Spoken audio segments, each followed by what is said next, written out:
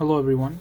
So today I want to talk about the relationship between Cartesian and cylindrical coordinate systems. In the last two tutorials I showed you how to find a point P in the XYZ coordinate system, and I also showed you how to find the same point P in the rho phi Z coordinate system.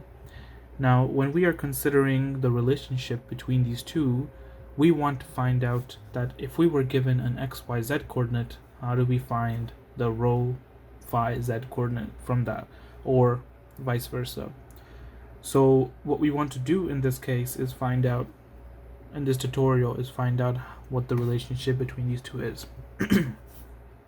So we can see that there's one coordinate among them that is the same, which is the z. So if I had z is equal to 10 here, I would have z is equal to 10 here. So what we will do is, in this tutorial, we won't worry about the z because the conversion is the same.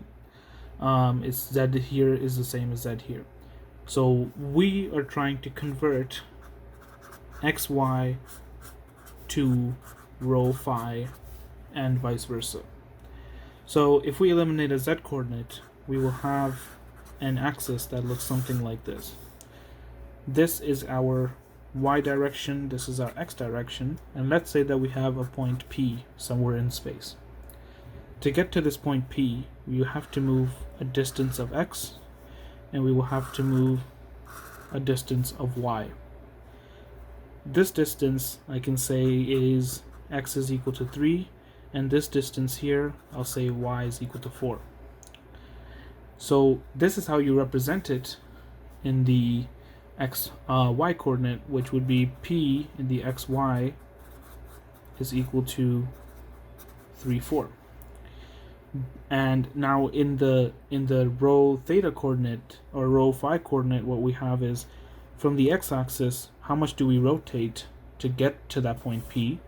So that rotation we will call phi, and this, how far do we have to go when we rotate to get to that point P? Because if we go too far, we'll be somewhere down here, but if we go too little, we will be somewhere down here. So to get to that distance, that is called rho. Now in this case, in the specific triangle, we don't know what rho and phi are, so what we will do is we will try to solve how to get there.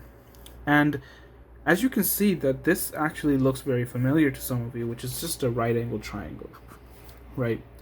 So if we were to just take this triangle and redraw it here, we might be able to find some relationships.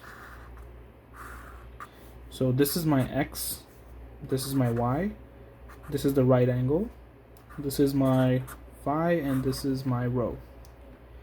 So if we were given our x and our y in a right angle triangle, we know that the rho we can find using the Pythagorean theorem, which tells us that a squared is equal to, a squared plus b squared is equal to c squared. In this case, a and b, our x and our y, and our c is rho. To solve for rho, we just square root the whole thing, so we get rho is equal to square root of x squared plus y squared. And here we have our first relationship that tells us how to find rho when we have an x and a y. So if we were ever given an x and a y here, we could find rho using this relationship. Next thing, how do we find phi? To find phi, assuming we don't have the rho, what we will do is again use some trigonometric relationships. Using SOHCAHTOA, we know that if we were given an x and a y in relation to this phi, we have our adjacent and our opposite. So we can use this relationship right here to solve for this angle. So what this means is TOA is tangent of that angle phi is equal to the opposite, in this case that's the y, over the adjacent, which is the x. And to solve for phi, we move this tangent to the other side, so we get phi as equal to tan inverse of y over x, which is our second relationship that we would have if we wanted to solve for phi if we had a x and a y. So now that we have our two relationships telling us how to find our rho and our phi using x and y, let's try to go backwards. So if we had a rho and a phi, how would we find our x and y?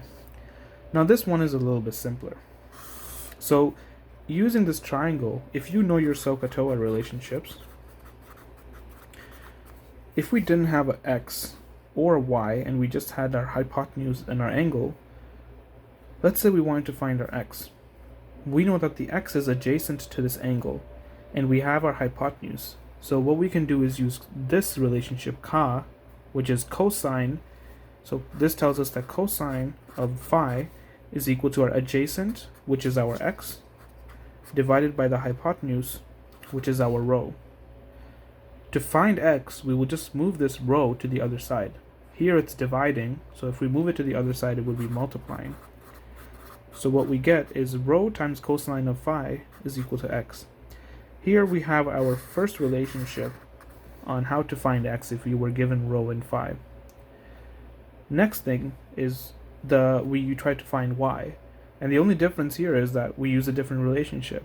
So y is opposite to this angle, so we would use so, which means sine of phi is equal to our opposite, which is our y, so that would be y, over our hypotenuse, which is rho. We will move the rho to the other side, so we get rho sine phi is equal to y. And now we have our conversion. So if we wanted to go from xy to rho phi, which is Cartesian to cylindrical, we would use these two relationships. And if we wanted to go the other way from cylindrical to Cartesian, we would use these two relationships.